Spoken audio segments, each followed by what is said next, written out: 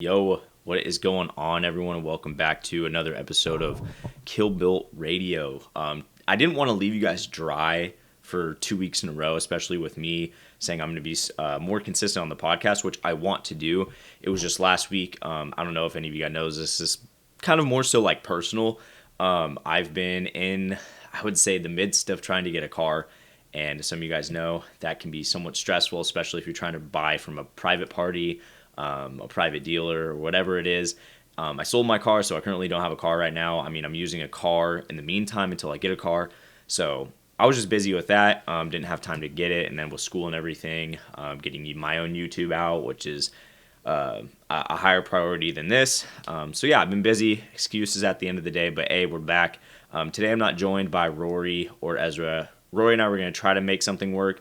But next week we'll just do an interview on Rory himself, which will be actually pretty interesting. A lot of people don't know a lot about Rory in his Ranger background in the Army. So that'll be cool. That'll be coming up next after this podcast, most likely, if he's able to make it. If not, we do have another guest that Ezra is going to bring on. So either way, but let's get into today's episode, which is going to be on mental health and the stigma around mental health. Now, this is coming from someone who, I don't know if you guys have gotten the gist of my podcast, but I'm kind of like a very outdoorsy kind of guy.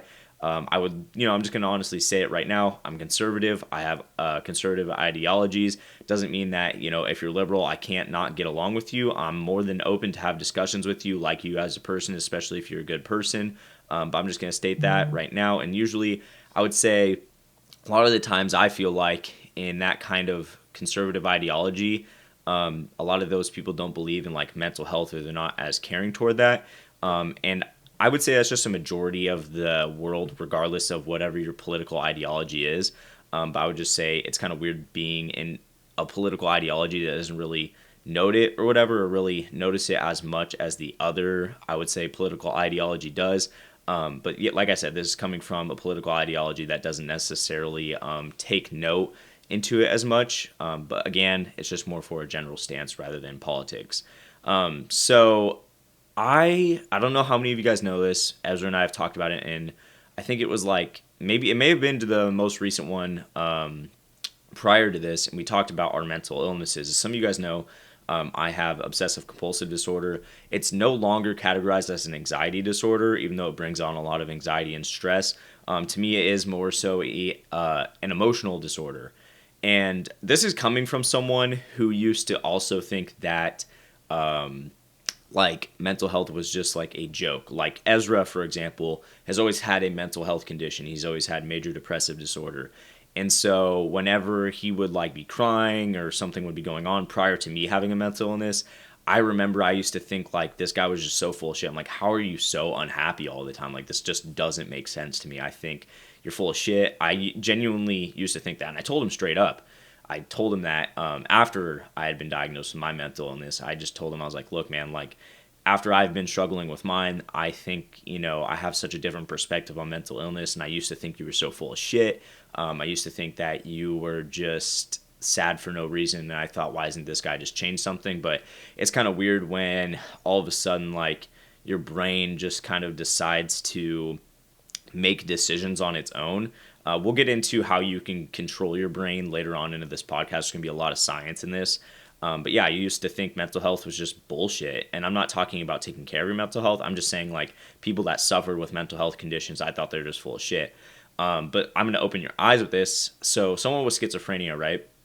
We all look at them as someone who's just like psychotic and crazy, but I didn't know this until I kind of started doing my research. But a lot of the times people with schizophrenia, or some people with like that lower level schizophrenia, don't actually act all crazy and stuff. Like I did some research and I saw this girl on YouTube, and she was just kind of going over how actually living with schizophrenia is. And she was literally talking like how I'm talking. You would have never have known she like had schizophrenia. So that's just to put it into perspective, like what mental health or people that struggle with mental health most likely look like.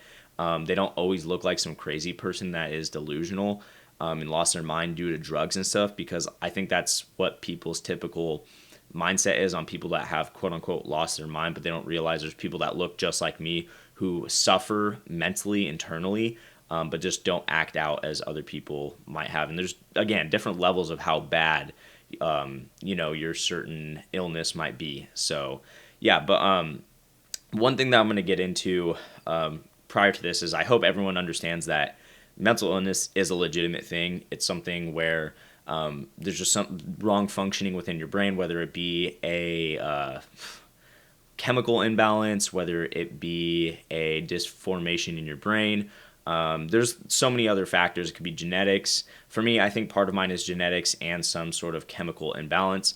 But regardless, I just want everyone to know that is a legitimate thing and that we should focus on making mental health just as much a priority as we would our physical health. So, for example, if you break a leg, which I have, you take medicine to alleviate some pain for a little while, because I couldn't imagine going through the pain of breaking a leg without meds. I mean, I did until they put me on them, but regardless, we should treat it just like that. We're looking at recovering and getting better and seeking the help we need, and we need to treat mental illness with the same kind of respect and the same kind of work, or I would say same kind of approach. So I'm going to start by saying that.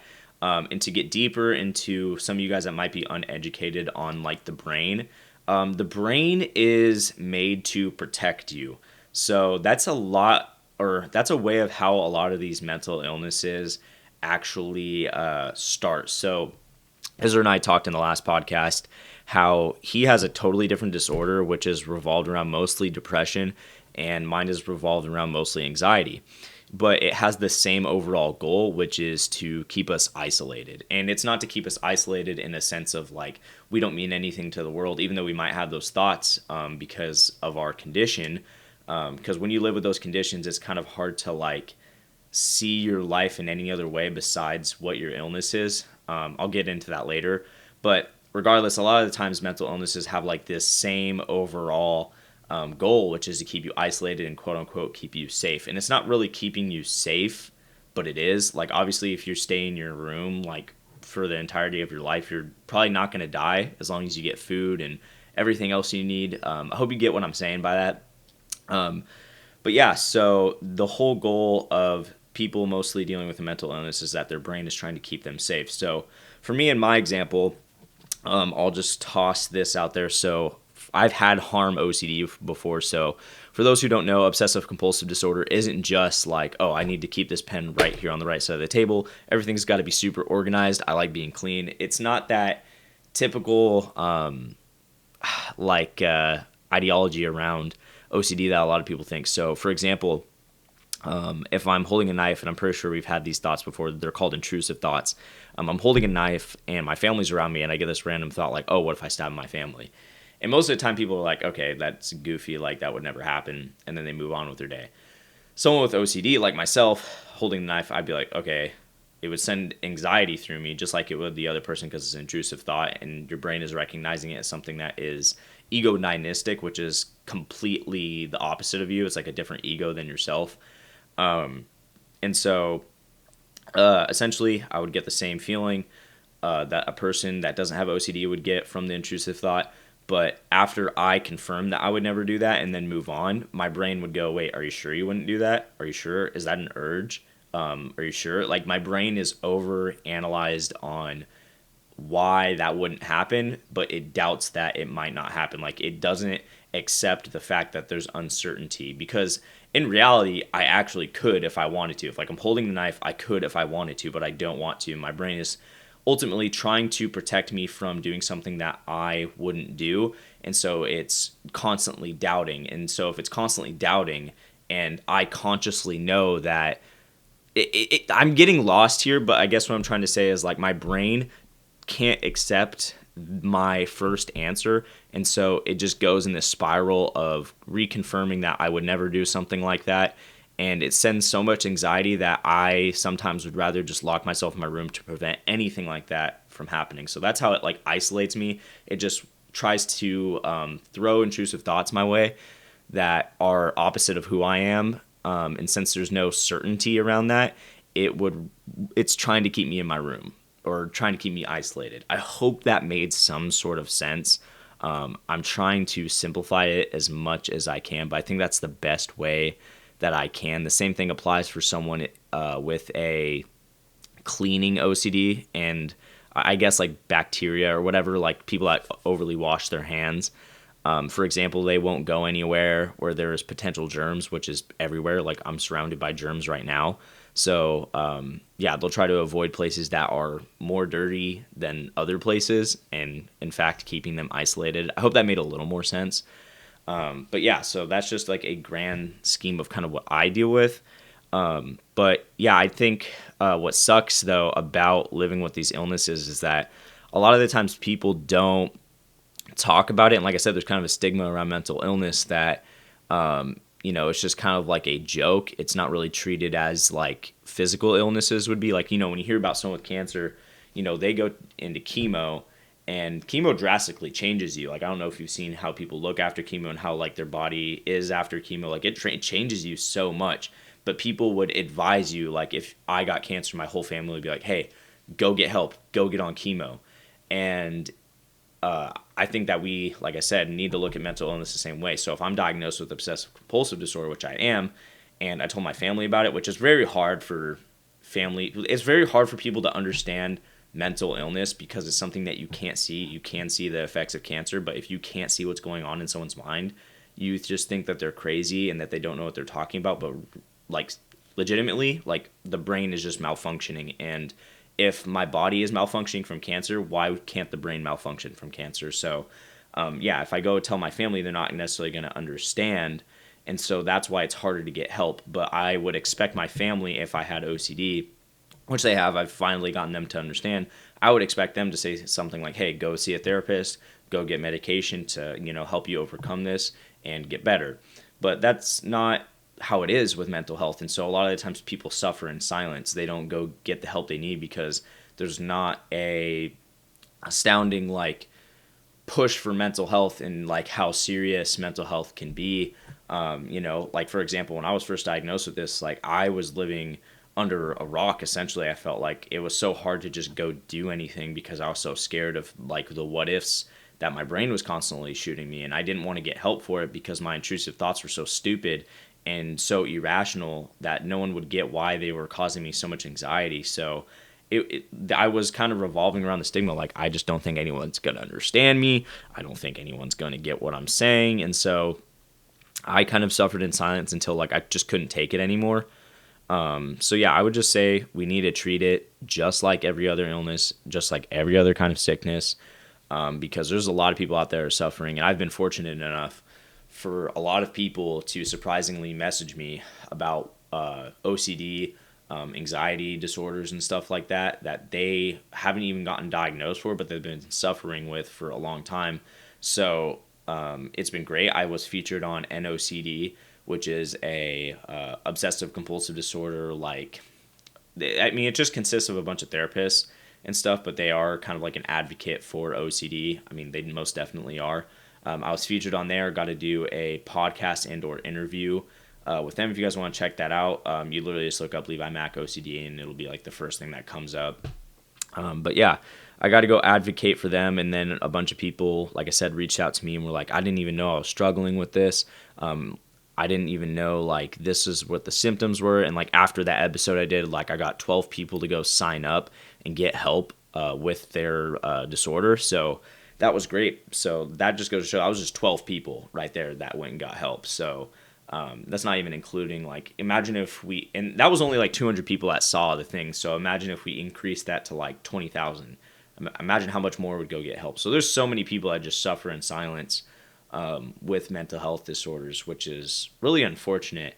And I know what you guys might be thinking, like, what was my life like before I even, like, I just threw a lot at you guys, and you guys are probably like, wow, I either didn't know Levi went through a lot of this stuff, or I had no idea that mental health was that big of a thing. How did this even happen? So I'm going to start first off by saying I was always an anxious kid. I was always kind of obsessive and compulsive. I never had like obsessive compulsive disorder. I was always on edge. I've always been a very emotional person.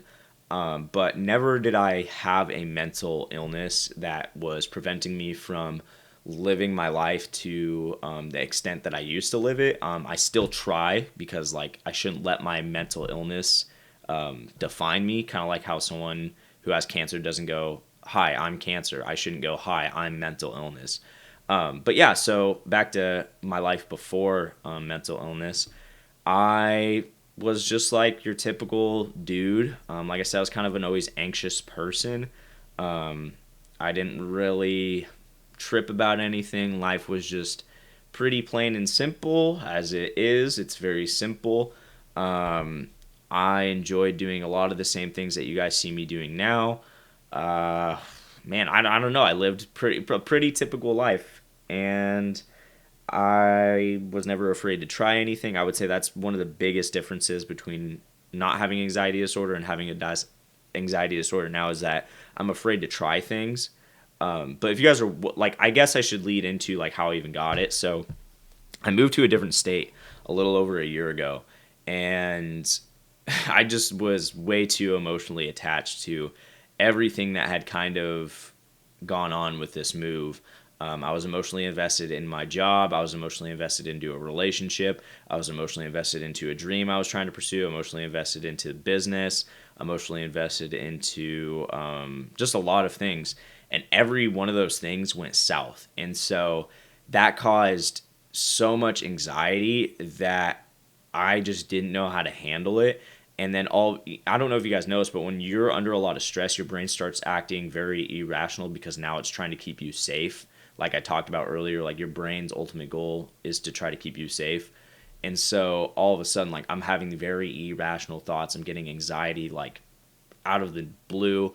I will say that the relationship that I was in was causing so much stress and so much anxiety that I just could not believe how, like, it was bad. Like I'm not even gonna lie, like it was a terrible, terrible way to end a relationship or see a relationship go. And I think that is one of the, if not one of the main causes of all of the stress and anxiety. It was just, I didn't have time to focus on my business and whatnot, but that's a totally different subject. I just want to note that if I had not been in that relationship, I don't think things would have been as bad as they got. But regardless, I was emotionally involved in a lot of things. They all went south. I felt like there was a loss of control in my life. And so I had a lot of anxiety. And I was super hard on myself too. Like I will say, Ezra and I talked about this in the last podcast. Like being hard on yourself is good and bad because like you're pushing to get more. But if you're overly hard on yourself, like I was, you can try to find fault in everything that you're doing. That can cause a lot of stress and anxiety because we're not made to be perfect. We're imperfect beings, and that's just the way God created us to be. So, yeah. But yeah, I think ultimately just all that stress and whatnot and that feeling of lack of control caused me to. Oh, man, sorry, I just lost my train of thought. I think it caused me to just go into, like I said, my brain is trying to keep me safe. So it went into this, okay, everything's out of control. I'm going to, and it chose to doubt everything to try to keep me safe. So it was like, okay, I don't know if this is going to work anymore. I don't know if this is going to work anymore. Because, like I said, I was emotionally invested in a lot of this stuff. I thought all of this stuff was going to work, and it didn't. And so my brain was just like, whoa, nothing is working the way we thought. We're going to go into freaking panic mode, and we're going to keep Levi safe because nothing is going according to plan. We got to keep him safe. And I would say, like I said, I've always been an emotional person, and it's good and bad. But I think one of the biggest life lessons I've learned from that was to not be so emotionally attached and not let so many things define who I am, because things don't always go the way that you want them to go. So, for example, I guess I just gave you an example of mine. If you're so invested into something and it doesn't work out, it can just give you that sense of things are out of your control, and things are ultimately out of your control, and you have to accept that. But I think a good example is this, and a lot of mental illnesses actually occur after this. So someone loses a loved one. They either get depression, some people get schizophrenia, which is crazy enough. Like, come on, dude, they just had a family member die. The last thing they need is schizophrenia. And then, or OCD. There's so many disorders that we could name from, someone going through a loss like that. But what happens is essentially they feel a loss of control. Like, why did they die? Why did this happen? You start asking a bunch of whys. Like, why are things not going according to the way that my brain pictured? You know what I mean? Like, someone might think, oh, I'm going to die old with this person, but this person gets let's just say struck by a car, like out of nowhere. It'd be like, whoa, what the heck? Like, I was not even expecting that. Why did that happen? Why did this? And so your brain is like, dude, we got to keep you safe because things are out of our freaking control. And it's like, you have to kind of accept that. Like, I hope this helps someone to start accepting the fact that a lot of your life is out of control. But yeah, so that is one way a lot of mental illnesses develop, is from people losing a loved one. It's like, damn, how you going to develop a mental illness right after losing someone? Like, come on, like, it's already hard enough. How much harder we got to make it? So yeah, just always expect the unexpected. That's huge. And I think like that's one more thing I want to talk about before I end this podcast. It's going to be a quick podcast. I just briefly wanted to highlight mental illness. But yeah, so a lot of like I said, I want to wrap this up with always expect the unexpected.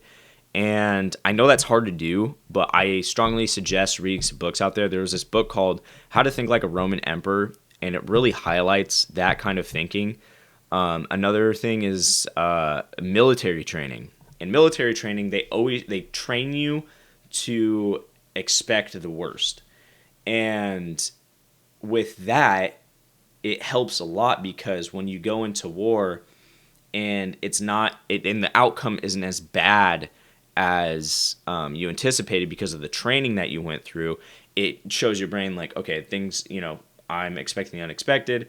Oh, it didn't even go that bad. Okay, this is easy.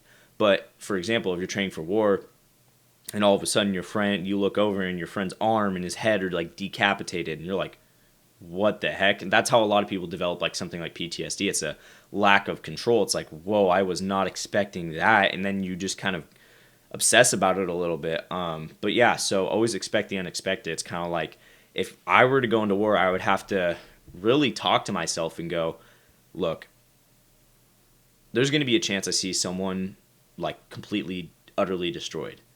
And I know that's kind of hard to talk to yourself and like say because you haven't experienced it yet, but there is some sort of way that you kind of have to get ready for these things and go, this may happen. It's kind of expecting the worst, and just knowing what you're getting into. And I think that prevents a lot of mental illness, because I think it's easy for our minds to live kind of in like la la land, and kind of try to go, yeah, everything's going good. And then like all of a sudden life strikes you with like something you weren't ready for. And then that's when your brain's like, whoa, what? So that's a lot of the reason why I train harder now. And I do a hybrid athlete style of training. It's just like I want my brain to get ready to endure painful things that will happen in life, because I don't know what's going to happen today. I don't know what's going to happen tomorrow. So I might as well just be ready. And so, yeah, just always expect the unexpected. And that's one of the huge things with like my disorder. It's funny enough, is one of the things that we talk about in therapy is expect that the unexpected thoughts that you don't want to expect are going to come. So expect the unexpected, and just let it be. Yeah.